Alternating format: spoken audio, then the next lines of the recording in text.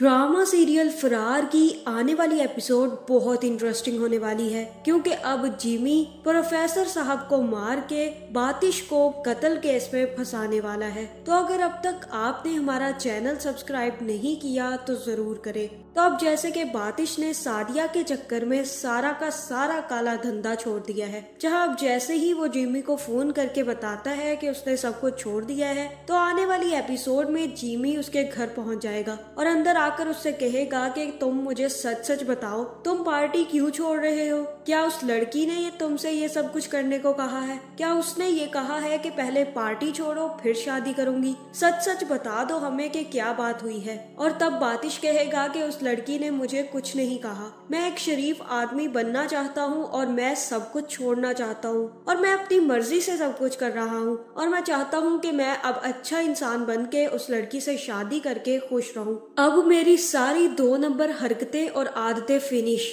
अब मैं ये सब कुछ छोड़कर आराम से अपनी बाकी की जिंदगी गुजारूंगा, इसलिए जिमी अब तुम भी मुझे तंग मत करो। जहाँ जिमी बातिश से कहेगा कि ये तुम अच्छा नहीं कर रहे, तुम्हें पता है ना नसीर भाई तुम्हारा क्या हाल करेंगे, इसलिए बेहतर यही है कि तुम ये फैसला वापस ले लो। लेकिन यहाँ पर बातिश किसी की बात नहीं मानेगा और कहेगा कि मैंने अब फैसला कर लिया है और मैं अब पीछे नहीं हटूंगा। लेकिन बातिश को नहीं पता कि उसके पीछे कितनी बड़ी चालें चली जा रही हैं। और तब जिमी वापस आकर नसीर भाई से मिलेगा। दूसरी तरफ सादिया का भी बाप सादिया से कहेगा कि अब तुम्हें चाहिए कि तुम किसी यूनिवर्सिटी में एडमिशन लो और दोबारा से अपनी पढ़ाई शुरू करो। और तब सादिया उनसे कहेगी कि मैं अभी कहीं नहीं जाना चाहती और मैं अब आपके साथ ही रहूंगी। अगर मुझे पढ़ना हुआ तो मैं यहीं पर किसी यूनिवर्सिटी में एडमिशन ले लूंगी, लेकिन अब मैं आपको छोड़कर कहीं नहीं जाऊंगी। जहां मुझे तो अभी तक प्रोफेसर साहब भी काफी हद तक मशकूक लग रहे हैं। जहां फिर जिमी भी जाकर नसीर भाई से मिलेगा और उसे सारी की सारी बात बता देगा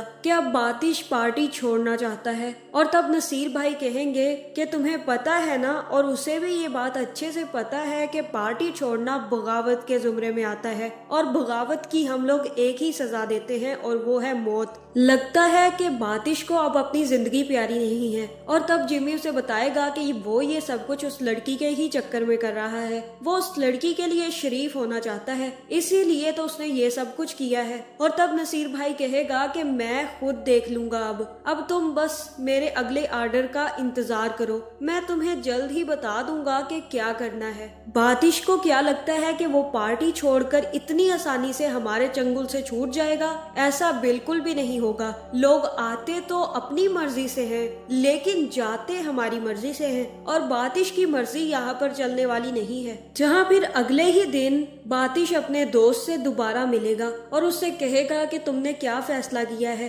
अब तुम कब उसके घर मेरा रिश्ता लेकर जा रहे हो? और तब बातिश का दोस्त कहेगा कि तुमने अब फैसला कर लिया है, तुम पीछे नहीं हट सकते। अगर तुमने वापस से पार्टी ज्वाइन की तो मैं तुम्हारा साथ छोड़ दूंगा। और तब बातिश कहेगा कि जिस तरह से वो हंस रही थी, मुझे तो यही लगा कि वो मान गई है और उसके लिए मैं कुछ भी कर सकता हूँ। बंदे मार मार के मैं थक गया हूँ, अब मुझे भी कोई अच्छी जिंदगी गुजारनी है। मुझे अब इन कामों में नहीं पड़ना बल्कि अपना घर बसाना है। और तब बातिश का दोस्त भी उसका घर बसाने के लिए तैयार हो जाएगा और सादिया के घर रिश्ता ले जाने के लिए भी तैयार हो जाएगा। जहाँ दूसरी तरफ फांसी भी जैसे ही अपने दोस्त के पास ऑफिस पहुंचेगा तो उसका दोस्त उसे समझाएगा कि तुम्हारे पास एक ही तरीका है अपनी वर्दी वापस लेने का और मैंने सारी सेटलमेंट कर ली है, तुम्हें सिर्फ उस आदमी से माफी मांगनी है। इसके बाद तुम्हारी जॉब और तुम्हारी वर्दी तुम्हें वापस मिल जाएगी। और ये सुनकर फांसी को भी गुस्सा आ जाएगा और वो अपने दोस्त से कहेगा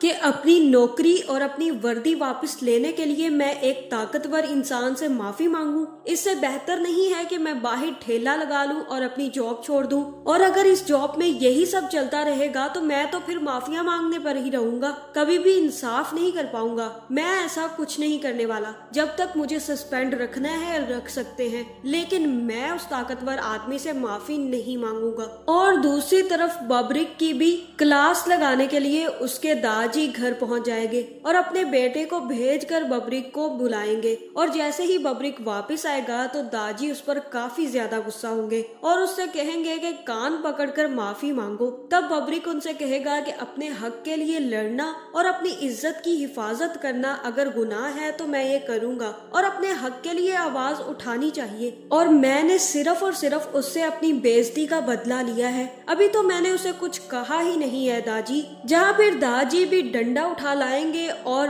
बबरिक की अच्छे से ठुकाई करेंगे और उससे कहेंगे कि अपने गुस्से को कंट्रोल करो, ये ना हो कि जाले का रिश्ता तुम्हें मिले ही ना। तुम्हारे चाचा जनान ने आज फिर तुम्हारी कंप्लेन की है और मैं तुम्हारी कंप्लेनें सुन सुनकर थक गया हूँ, इसलिए बेहतर यही है कि तुम अभी अपने आप को सुधार लो और जल्द ही मैं जाले से तुम्हारी शादी करने वाला हूँ। जहाँ ये सुनकर बबरिक काफी ज्यादा खुश हो जाएगा कि चलो जाले से तो उसकी अब शादी होने वाली है, लेकिन उसे भी नहीं पता कि उसकी जिंदगी में एक बहुत बड़ी ट्रेजेडी शुरू हो जाएगी। जहाँ दूसरी तरफ बातिश भी नसीर भाई के पास जाएगा और उसको गन वापस कर देगा और उसे कहेगा कि अब मैं बंदे मार मार के थक गया हूँ और अब मैं आपका कोई काम नहीं करूँगा, इसलिए बेहतर यही है कि आप मुझे कॉल ना करें और अपनी गन वापस रख लें। और तब बातिश अपनी गन देकर वहाँ से चलाएगा, लेकिन नसीर भाई भी हार नहीं मानेंगे और तभी वो वापस बातिश को कॉल करेंगे और उससे कहेंगे कि अब सिर्फ तुम मेरा एक आखिरी काम कर दो,